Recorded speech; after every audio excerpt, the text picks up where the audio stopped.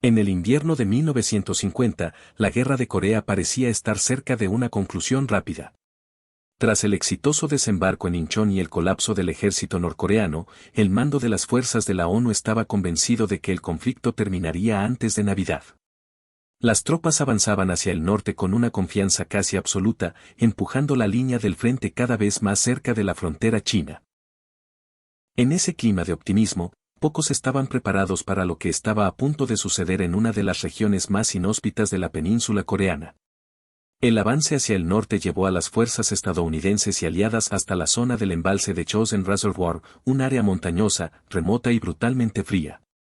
Allí, la primera división de marines y unidades del ejército estadounidense se desplegaron a lo largo de un eje de suministro extremadamente largo y vulnerable. El terreno no favorecía al atacante, carreteras estrechas, montañas escarpadas y temperaturas que comenzaban a descender muy por debajo de cero. Aún así, el mando superior consideró que la resistencia enemiga estaba prácticamente destruida. Ese cálculo fue un error grave. Mientras las fuerzas de la ONU avanzaban dispersas y extendidas, China había tomado una decisión estratégica crucial. Preocupado por la presencia de tropas hostiles cerca de su frontera, el gobierno chino envió en secreto cientos de miles de soldados del Ejército Popular de Voluntarios a Corea del Norte. Su entrada en la guerra se realizó con un sigilo casi absoluto, marchas nocturnas, silencio radial y una disciplina férrea que evitó su detección temprana. Para cuando los primeros indicios aparecieron, ya era demasiado tarde. En el sector del Chosin Reservoir, los marines estadounidenses se encontraban particularmente expuestos. Su misión no era defensiva, sino ofensiva, avanzar, asegurar posiciones y continuar empujando hacia el norte. Nadie había planificado una retirada a gran escala. Las líneas logísticas estaban diseñadas para el avance, no para una evacuación bajo presión. El clima, que ya era severo, comenzó a empeorar rápidamente. Las temperaturas descendieron hasta niveles extremos, congelando lubricantes, armas y cuerpos humanos por igual. La noche se convirtió en el mayor enemigo. En la oscuridad total y con un frío paralizante, las tropas comenzaron a detectar movimientos extraños en las colinas circundantes. No eran ataques convencionales.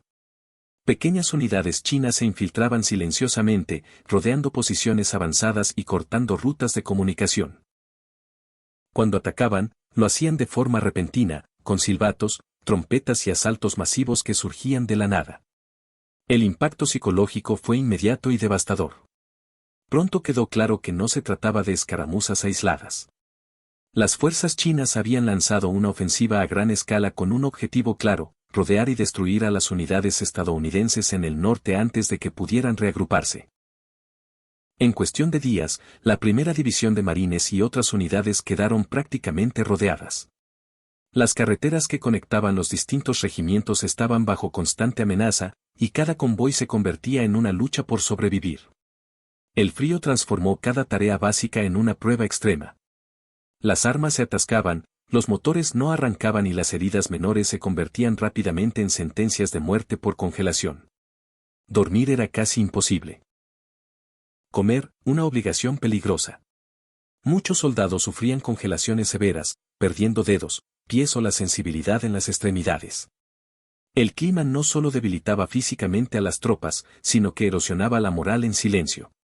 A pesar de la presión creciente, el mando aún no comprendía completamente la magnitud de la amenaza. Se seguía hablando de resistencia china limitada, mientras en realidad decenas de miles de soldados enemigos cerraban el cerco. Las unidades estadounidenses luchaban para mantener sus posiciones, sin saber que el plan original ya no tenía sentido. El avance había terminado, lo que comenzaba era algo muy distinto, algo para lo que nadie había sido preparado. La batalla del Chosin Reservoir no empezaría con una orden clara ni con una maniobra planificada. Comenzaría como una serie de intentos desesperados por no colapsar, por mantener abiertas rutas que ya no existían y por sobrevivir una noche más en condiciones inhumanas. La retirada que estaba por venir no figuraba en ningún mapa ni en ningún plan operativo. Antes de continuar con el video, recuerda suscribirte si estás disfrutando y aprendiendo algo nuevo. Apoya al canal con un like y comenta qué otras batallas quisieras escuchar. Continuemos. El cerco chino se cerró sin un anuncio formal. No hubo una gran ofensiva visible ni un avance clásico de líneas. Simplemente, una noche tras otra, las posiciones estadounidenses comenzaron a ser atacadas desde todos los ángulos. Pequeñas unidades chinas aparecían en la oscuridad, golpeaban con violencia extrema y desaparecían antes de que pudiera organizarse una respuesta coherente. El enemigo no buscaba conquistar terreno de inmediato, sino desgastar, desorganizar y aislar. Para cuando el mando estadounidense comprendió que se enfrentaba a una ofensiva masiva, la trampa ya estaba completamente armada. Las fuerzas de la ONU en el área del Chosin Reservoir estaban desplegadas a lo largo de una carretera estrecha y sinuosa, con unidades separadas por kilómetros de distancia. Esa disposición, adecuada para un avance sin oposición significativa, se convirtió en una pesadilla defensiva. Cada regimiento debía sostener su propio perímetro en medio de montañas heladas, con rutas de suministro constantemente cortadas. El enemigo dominaba las alturas y podía decidir cuándo y dónde atacar. No existía una línea continua de defensa, solo una cadena de posiciones aisladas luchando por no ser aniquiladas. El frío comenzó a cobrar un precio tan alto como el combate. Las temperaturas descendieron hasta niveles extremos, muy por debajo de lo que el equipo estadounidense estaba diseñado para soportar. El metal quemaba la piel al contacto, las armas se congelaban incluso dentro de las manos, y los heridos morían en minutos si no eran atendidos de inmediato. La evacuación médica se volvió casi imposible. Muchos soldados descubrieron que sus botas no estaban preparadas para ese clima. La congelación empezó a provocar amputaciones inevitables incluso entre quienes no habían sido heridos en combate. Los ataques chinos se intensificaban durante la noche. Aprovechaban la oscuridad total, el terreno montañoso y el silencio absoluto para aproximarse sin ser detectados.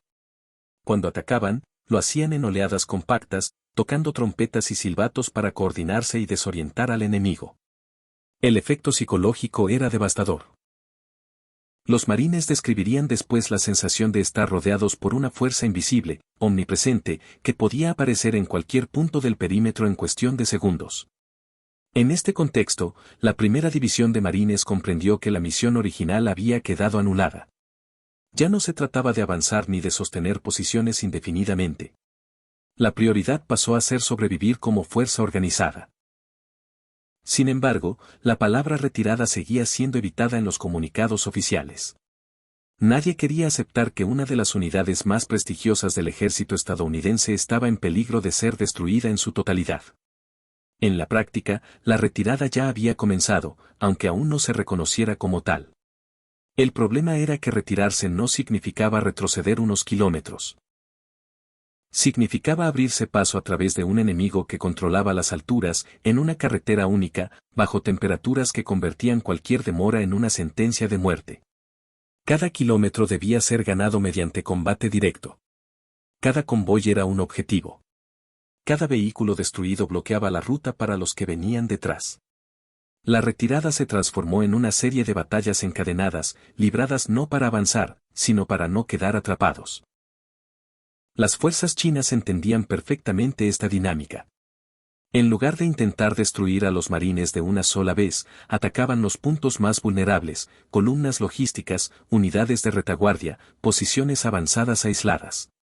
Su objetivo era fragmentar la columna, romper su cohesión y obligar a los estadounidenses a abandonar equipo pesado. En muchos casos, lo lograron. Tanques, artillería y vehículos debieron ser destruidos por sus propias tripulaciones al quedarse sin combustible o quedar atrapados en la carretera congelada. Aún así, la disciplina de los marines impidió el colapso total. Cada unidad que se retiraba establecía perímetros defensivos improvisados, resistía los ataques nocturnos y reanudaba el movimiento al amanecer. El concepto de retirada en combate adquirió aquí su forma más literal. No había pausas reales ni zonas seguras. Incluso durante el día, el enemigo hostigaba desde las colinas, obligando a avanzar bajo fuego constante. El mando chino confiaba en que el frío y el desgaste terminarían de hacer su trabajo. Cada día que pasaba, las fuerzas de la ONU perdían hombres no solo por heridas de combate, sino por congelación, agotamiento y enfermedades. Sin embargo, los chinos también pagaban un precio altísimo. Sus tropas carecían de equipamiento adecuado para el invierno extremo, y las bajas por frío eran igualmente devastadoras. La diferencia era que podían reemplazar hombres con mayor facilidad, los marines no. Uno de los momentos más críticos se produjo cuando quedó claro que varias unidades estaban completamente rodeadas y solo podían escapar si se coordinaba un movimiento conjunto. La carretera que conectaba el Chosin Reservoir con el puerto de Hungnam se convirtió en la arteria vital de toda la operación. Perderla significaba la destrucción total. Cada puente, cada curva, cada desfiladero se transformó en un objetivo estratégico donde se libraron combates feroces. A pesar de todo, la cohesión no se rompió. Contra toda expectativa, las fuerzas rodeadas no se desintegraron ni entraron en pánico colectivo. La retirada comenzó a adquirir una lógica propia. Avanzar, combatir, detenerse, resistir, volver a avanzar. No era una huida, sino una marcha forzada bajo fuego constante. La idea de retirada empezaba a redefinirse.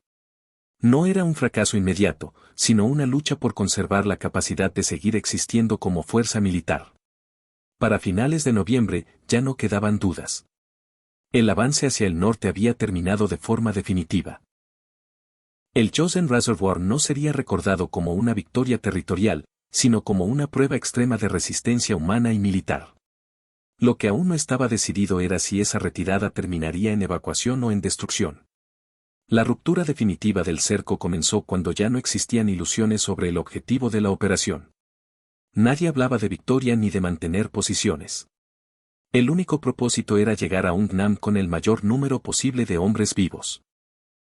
Cada kilómetro hacia el sur debía ser conquistado como si se tratara de una ofensiva, pero con una diferencia fundamental: no había terreno que conservar después. La carretera congelada se convirtió en una línea de vida, y perderla en cualquier punto significaba la destrucción total de la columna. Uno de los momentos más críticos ocurrió en el paso de Funchilin, donde un puente volado por las fuerzas chinas cortó la única ruta posible. Sin ese paso, la retirada era imposible. La solución fue tan desesperada como extraordinaria: se lanzaron secciones prefabricadas de puente por vía aérea, que luego fueron ensambladas bajo fuego enemigo y en temperaturas extremas. La operación fue lenta, peligrosa y agotadora, pero permitió que la columna continuara avanzando. No fue un acto heroico aislado, sino una muestra de hasta qué punto la supervivencia dependía de decisiones improvisadas bajo presión absoluta. Durante todo el trayecto, las unidades avanzaban como una fuerza compacta, protegiendo a los heridos y a los convoys logísticos. Muchos soldados combatían con congelaciones severas, incapaces de sentir los dedos o los pies. Otros marchaban heridos, sabiendo que detenerse equivalía a morir. Los ataques chinos continuaban, especialmente durante la noche, pero ya no lograban romper la cohesión de la columna. La retirada se había transformado en una marcha disciplinada, brutal y constante, donde cada posición defensiva improvisada servía solo para ganar tiempo. El desgaste fue inmenso. Las bajas por congelación rivalizaron con las de combate. Armas inutilizadas, vehículos abandonados y equipos destruidos quedaron esparcidos a lo largo de la carretera como testigos silenciosos de la retirada. Aún así, las fuerzas chinas no lograron el objetivo principal: destruir a la primera división de marines ni aniquilar a las unidades del ejército estadounidense. Cada día que pasaba sin colapso total representaba un fracaso estratégico para el enemigo. Cuando finalmente las fuerzas de la ONU alcanzaron Hungnam, la operación entró en su fase final. Lo que siguió fue una de las evacuaciones más grandes y complejas de la guerra. Bajo la presión constante del enemigo, miles de soldados, junto con grandes cantidades de equipo y también civiles norcoreanos, fueron evacuados por mar. La retirada helada culminó no con una derrota absoluta, sino con una extracción ordenada que preservó una fuerza de combate clave para el resto del conflicto. Militarmente, Chosin Reservoir fue un golpe durísimo para los planes iniciales de la ONU. Demostró de forma irrefutable que la guerra no terminaría rápido y que China estaba dispuesta a pagar un precio enorme para evitar una presencia hostil en su frontera. Estratégicamente, obligó a un replanteamiento completo de la campaña. La ofensiva hacia el norte fue abandonada, y el conflicto entró en una fase mucho más prolongada y sangrienta.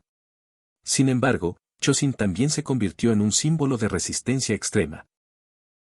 Aunque fue una retirada no planificada y forzada por una sorpresa estratégica, no fue un colapso. Las fuerzas rodeadas no se desintegraron ni se rindieron. Mantuvieron la cohesión, evacuaron a sus heridos y conservaron su identidad como unidad de combate. En términos estrictamente militares, no fue una victoria, pero tampoco una derrota total. Fue algo más ambiguo y más duro de aceptar. Para quienes estuvieron allí, Chosin no fue una batalla en el sentido clásico. Fue una experiencia límite donde el enemigo, el terreno y el clima se combinaron para empujar al ser humano más allá de lo razonable. Muchos sobrevivieron sin sentirse vencedores, conscientes de que habían escapado de una destrucción casi segura. Otros nunca regresaron, no solo por el fuego enemigo, sino por el frío implacable que no distinguía bandos. La retirada helada del Chosen Reservoir permanece como uno de los episodios más duros de la guerra moderna. No porque se ganara territorio ni se destruyera al enemigo, sino porque mostró el costo real de una guerra mal calculada y la capacidad humana de resistir en condiciones extremas. Nadie la planeó, nadie la quiso, pero definió el curso de la Guerra de Corea y dejó una marca permanente en la memoria militar del siglo XX. Gracias por llegar hasta el final del video. Si te gustó no olvides suscribirte para apoyar al canal y continuar con más batallas olvidadas. Hasta el siguiente video.